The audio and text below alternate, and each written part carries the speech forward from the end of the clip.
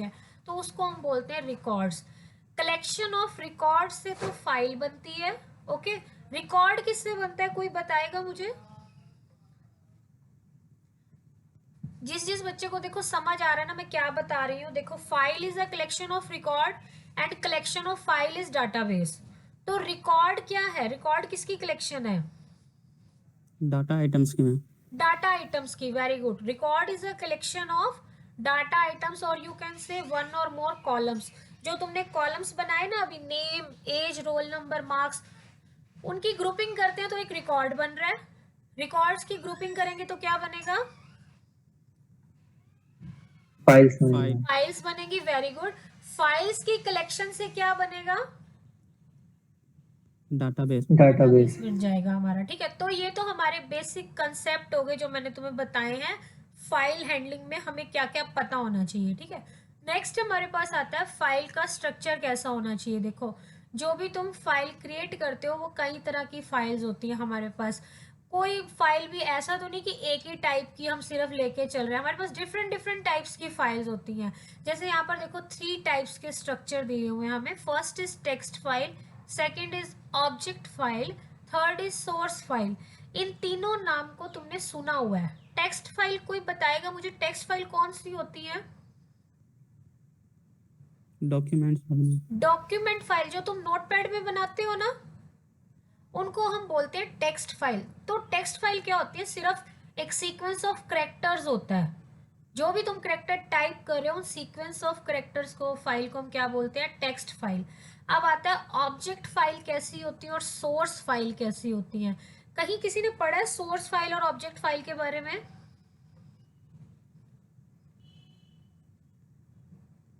हाँ जी, simple example बताती हूँ चलो तुम्हें मैं। सी या सी प्लस प्लस कर रहे हो ना, सी में प्रोग्राम लिखा या सी प्लस प्लस में प्रोग्राम लिखा, उसको बोलते हैं सोर्स प्रोग्राम। वो कौन सी लैंग्वेज में होता है जो प्रोग्राम तुम लिखते हो? High level language. High level language, very good. लेकिन जब कंपाइलर कन्वर्ट करता है तो हाई लेवल लैंग्वेज को किस में कन्वर्ट करता है? Machine language. Machine level language में। तो तुम्हारा सोर्स कोड किस में कन्वर्ट हो जाता है? हाँ जी बेटा बताओ, सोर्स कोड किस में कन्वर्ट हो जाता है? Machine level language. Object code में कन्वर्ट हो जाता ऑब्जेक्ट है। फाइल। सोर्स लैंग्वेज का कोड देखो, हाई लेवल लैंग्वेज का कोड। स्क्रीन दिखाई दे रही है बेटा? डॉक्यूमेंट दिख रहा है ना सबको? Yes ma'am. ओके, जो हमने हाई लेवल लैंग्वेज का प्रोग्राम लिखा है वो मशीन लेवल लैंग्वेज में कन्वर्ट हो गया। इट मींस सोर्स प्रोग्राम किस में कन्वर्ट हो गया? ऑब्जेक्ट कोड में कन्वर्ट हो गया। तो इसी तरह से हमारे पास देखो एक फाइल है source file. It is a series of function and processes, क्योंकि इसमें तुमने वही फंक्शन और अपनी प्रोसेसेस डिफाइन की हुई है। ओके, सेकंड होती है हमारे पास ऑब्जेक्ट फाइल। ऑब्जेक्ट फाइल क्या है? It is a series of bite, क्योंकि जब मशीन लैंग्वेज में कन्वर्ट होता है तो मशीन को तो बिट और बाइट्स की लैंग्वेज ही समझ आती है, उसे फंक्शन और प्रोसेस की लैंग्वेज समझ नहीं आती। तो सोर्स फाइल किस में कन्वर्ट हो रही है? ऑब्जेक्ट फाइल में। बहुत सिंपल सा टॉपिक है ये कि 3 टाइप्स ऑफ फाइल स्ट्रक्चर कौन से हैं हमारे पास। नेक्स्ट टॉपिक हमारे पास आता है कि फाइल एट्रीब्यूट्स कौन से हैं हमारे पास। ओके, फाइल एट्रीब्यूट्स का मीनिंग क्या होता है? एट्रीब्यूट का मीनिंग क्या होता है? सबसे पहले तो वो समझो। एट्रीब्यूट का मीनिंग होता है कि एक प्रॉपर्टी है। सपोज देखो, तुम खुद को रिलेट करो। सपोज मैं एक नेम बोलती हूँ, सन्नी का नाम लेती हूँ, तो सन्नी के नाम के साथ क्या क्या जुड़ा हुआ है? सन्नी बताएगा मुझे? सन्नी, अगर तुम्हारे को कॉलेज में आइडेंटिफाई करना हो तो एक सन्नी के नाम से काम चल जाएगा? No ma'am. क्या क्या चाहिए तुम्हें? तुम्हारा रोल नंबर है ना, तुम्हारी क्लास, यस। तुम्हारा एज या तुम्हारा लास्ट ईयर का परसेंटेज, काफी सारी चीजें जो हमारे साथ जुड़ जाती है उनको बोलते हैं इंफॉर्मेशन। जो प्रॉपर्टीज हैं उसको बोलते हैं एट्रीब्यूट्स। तो फाइल के एट्रीब्यूट्स कौन कौन से होते हैं मुझे बताओ। जब हम फाइल को क्रिएट करते हैं, सेव कर लेते हैं फाइल को, तो फाइल के साथ कौन कौन से एट्रीब्यूट्स उसके साथ जुड़ जाते हैं? कोई बताएगा मुझे? फाइल को आइडेंटिफाई कैसे करेंगे हम? देखो, सबसे पहले होता है फाइल का नेम। फाइल का नेम क्रिएट करते हो ना, जब फाइल को सेव करते हो तो हम फाइल का क्या देते हैं? एक नेम देते हैं उस फाइल को, सो दैट जब भी वो फाइल सेव हो जाए कंप्यूटर में हमारे हार्ड डिस्क पे, हम उस फाइल को इजीली आइडेंटिफाई कर पाए। अगर फाइल का नेम ही नहीं होगा तो हम फाइल को आइडेंटिफाई कैसे करेंगे। सेकंड होता है आइडेंटिफायर। जब भी फाइल क्रिएट होगी, each and every file is identified by a unique tag number which is called as a identifier. हर फाइल के साथ एक आइडेंटिफायर होता है। थर्ड होता है लोकेशन। हर फाइल की एक लोकेशन होती है कि नहीं होती। देखो तुमने जो फाइल सेव की कंप्यूटर के अंदर, वो सी ड्राइव में सेव की या डी ड्राइव में पर्सनली कोई फोल्डर क्रिएट किया वहाँ सेव की, कहीं पर भी तुमने सेव की हो, चाहे वो सी कंप्यूटर के डॉक्यूमेंट्स में सेव हो रही है, तो each and every file has a particular location on the device. Next होता है फाइल की टाइप क्या है। अभी मैंने तुम्हें फाइल की टाइप्स बताई है, अभी डिटेल में मैं सारी टाइप्स बताऊंगी तुम्हें कि हमारे पास काफ़ी सारी टाइप्स की फाइल्स होती हैं। तो each and every file has its own type. Her file की अपनी एक टाइप होती है। साइज, फाइल का साइज भी होता है। कोई 10 MB की फाइल है, कोई 20 MB की फाइल है, किसी फाइल का साइज 1 GB है। तो ईच एंड एवरी फाइल में क्या होता है, एक साइज भी एसोसिएट होता है। नेक्स्ट होता है प्रोटेक्शन। प्रोटेक्शन होता है फाइल के साथ प्रोटेक्शन असाइन की जाती है कि आप उस फाइल को रीड ओनली मोड में रखना चाहते हैं या राइट मोड में रखना चाहते हैं, सो दैट आप उस फाइल को ईजिली एडिट भी कर सकें। समटाइम्स देखो क्या होता है, हम फाइल ओपन करते हैं तो उस पर ऊपर लिखा हुआ था this file is only read only, आप उसमें एडिटिंग नहीं कर सकते हैं ना, तो उसमें प्रोटेक्शन बिट्स असाइन होती हैं। नेक्स्ट होता है टाइम, डेट एंड सिक्योरिटी। ये किस लिए होता है, देखो हर फाइल के साथ एक टाइम और डेट की स्टैंप लगी होती है। जब हम फाइल एक्सप्लोरर ओपन करते हैं या विंडो एक्सप्लोरर ओपन करते हैं कंप्यूटर में, तो तुम कभी भी किसी फाइल का देखो ना, तो ये सारे के सारे एट्रीब्यूट्स तुम्हें मिलेंगे। फाइल का नेम, फाइल का साइज, फाइल की लोकेशन क्या है, फाइल किस टाइम तुमने क्रिएट की, अपडेट कब की, तो टाइम डेट सब लिखा हुआ होता है। तो ये सारे क्या थे, फाइल के एट्रीब्यूट्स। ओके, इनको याद कर लेना, मैंने 7-8 एट्रीब्यूट्स बताए हैं। ओके, पेपर में ये क्वेश्चन 4 मार्क्स में आने के चांसेस है। Explain attributes of files. Next हमारे पास आता है फाइल टाइप्स। किस तरह की फाइल्स हैं हमारे पास और उनकी टाइप्स कौन सी हैं। तो ये देखो फाइल की टाइप्स मैं तुम्हें जनरली बताती हूँ, बहुत सारी फाइल्स होती हैं हमारे पास। सिंपल, सबसे पहले स्टार्ट करते हैं हम एग्जीक्यूटेबल फाइल से। एग्जीक्यूटेबल फाइल्स होती है .exe से। .exe फाइल किसी ने देखी है या आप सिस्टम पे कभी?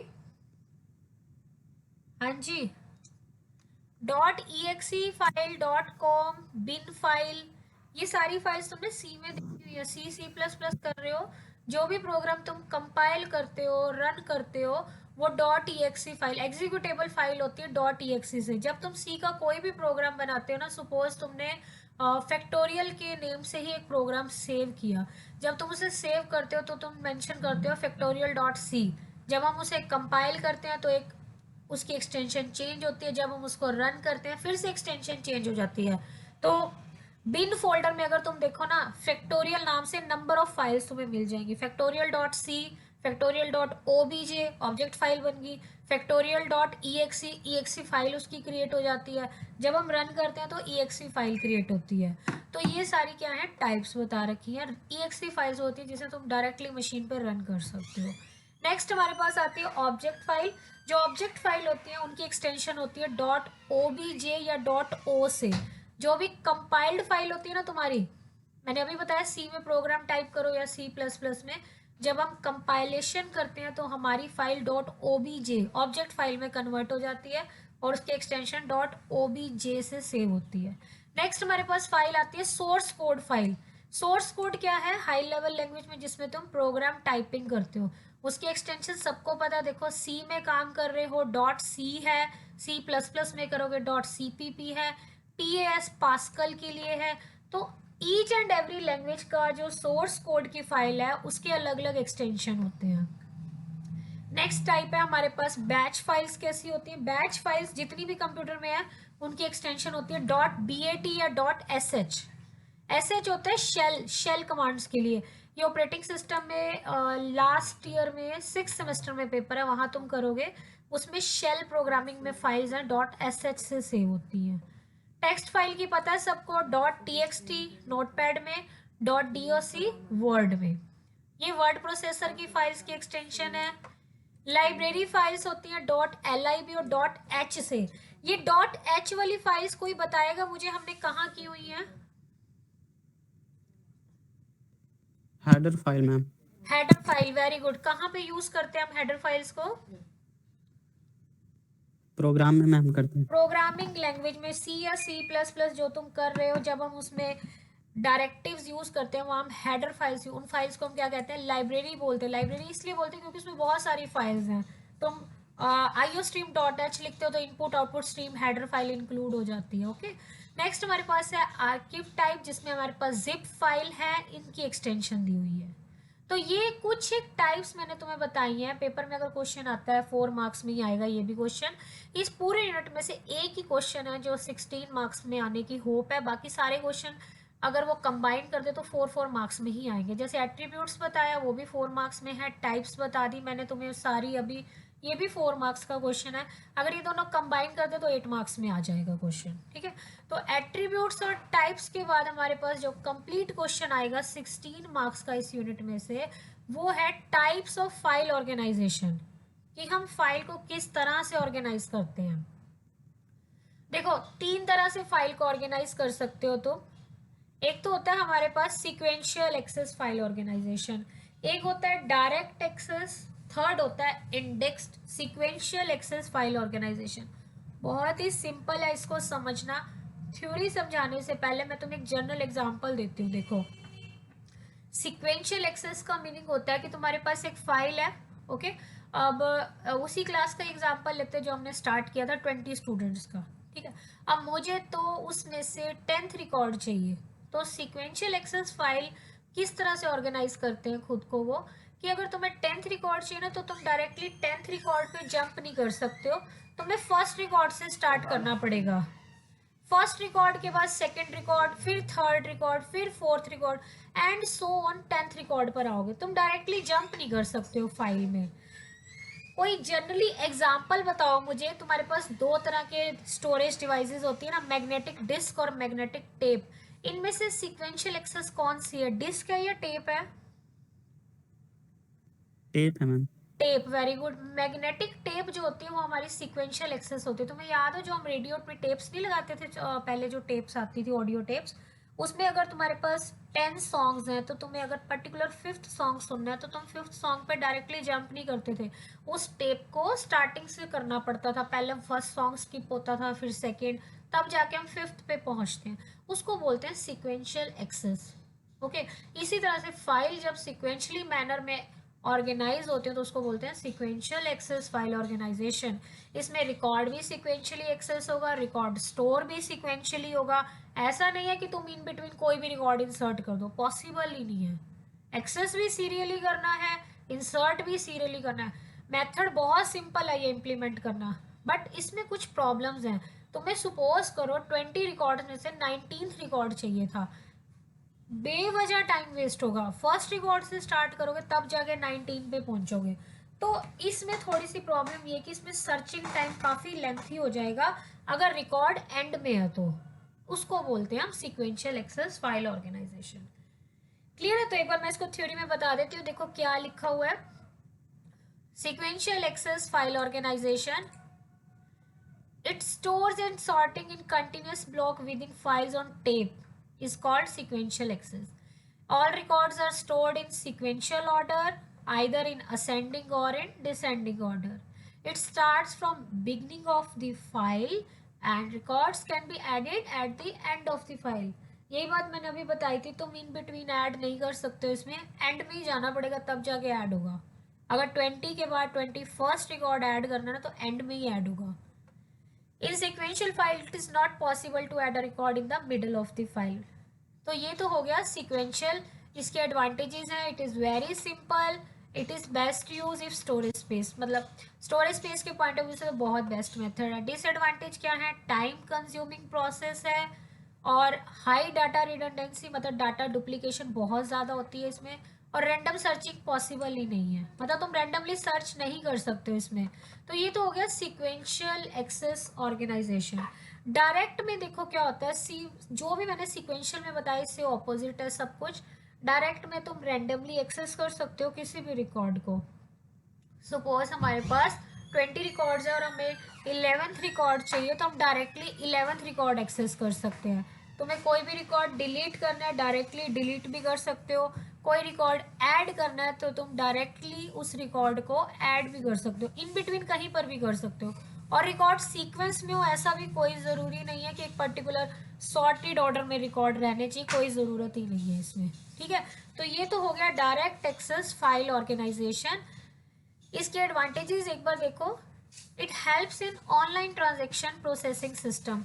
ऑनलाइन ट्रांजेक्शन प्रोसेसिंग सिस्टम होता है OLTP। ये हमारा कहाँ यूज़ होता है? ये हमारा यूज़ होता है रेलवे रिजर्वेशन सिस्टम या फ्लाइट बुकिंग में। आप जो भी सिस्टम ये वाले यूज़ करते हैं वहाँ हमारा होता है ऑनलाइन ट्रांजेक्शन प्रोसेसिंग सिस्टम। मतलब इन बिटवीन कोई भी रिकॉर्ड फेच कर लिया, इन बिटवीन कोई भी एंट्री डिलीट कर दी, इन बिटवीन कोई अपनी रिकॉर्ड एंट्री ऐड कराना चाहता है बुकिंग के टाइम पर, तो वो भी कर सकते हैं।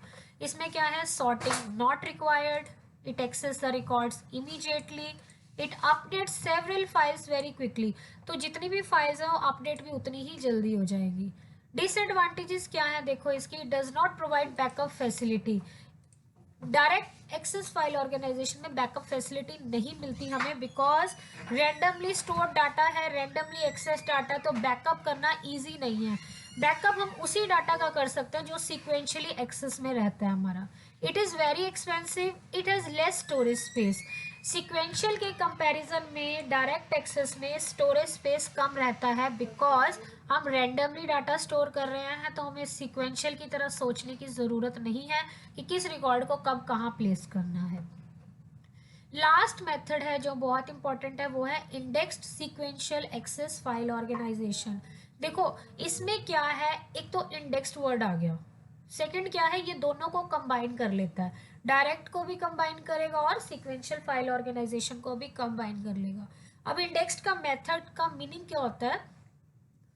जनरली अपनी बुक देखो, जब हम ओपन करते हैं तो बुक ओपन करते टाइम सपोज मैं तुम्हें कह रही हूँ कि फाइल ऑर्गेनाइजेशन का टॉपिक निकालो, तो ऐसा तो नहीं कि तुम पूरी बुक सर्च करना स्टार्ट कर दो कि फाइल ऑर्गेनाइजेशन कहाँ पर है, ऐसा नहीं होता। हम इंडेक्स पे देखते हैं। जब हम इंडेक्स में देखते हैं तो हमें पता होना चाहिए कि यूनिट 4 में है, फिर हम यूनिट 4 के टॉपिक में जाते हैं, वहाँ हमें पता होना चाहिए फाइल या ऑर्गेनाइजेशन का टॉपिक वर्क कर रहा है, उसमें इंडेक्स सीक्वेंशियल एक्सेस कहाँ है। तो इंडेक्स में क्या बेनिफिट मिला तुम्हें? टाइम कम लगा। अगर तुम्हें पूरी बुक देखनी पड़ जाए ना 400 पेजेस की, तो तुम ये देखो कितना टाइम लगेगा, कितनी बार बुक को स्कैन करोगे, कितनी बार बुक को इधर उधर करोगे, तब भी वो टॉपिक मिलना मुश्किल है। बट इंडेक्स का बेनिफिट क्या हुआ?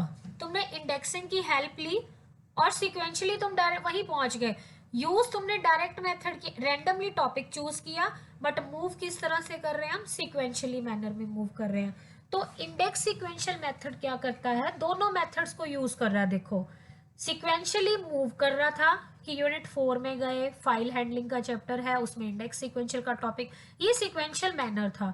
लेकिन टॉपिक क्या था? डायरेक्टली रैंडमली कोई भी टॉपिक तुमने एक्सेस कर लिया।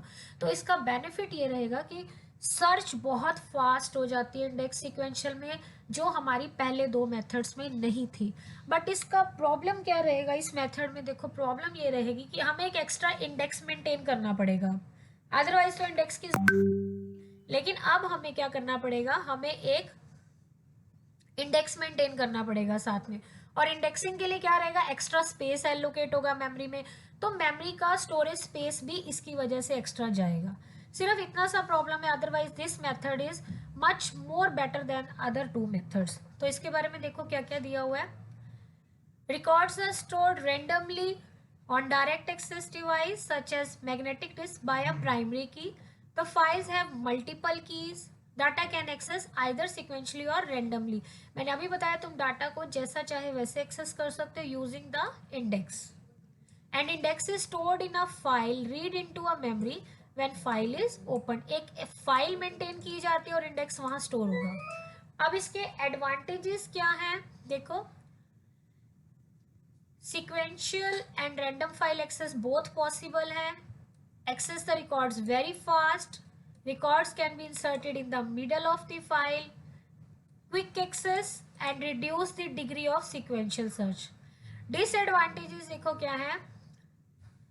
This method requires unique keys and it takes longer time to search the index it requires more storage space, मैंने अभी रीजन बताया why it requires more storage space.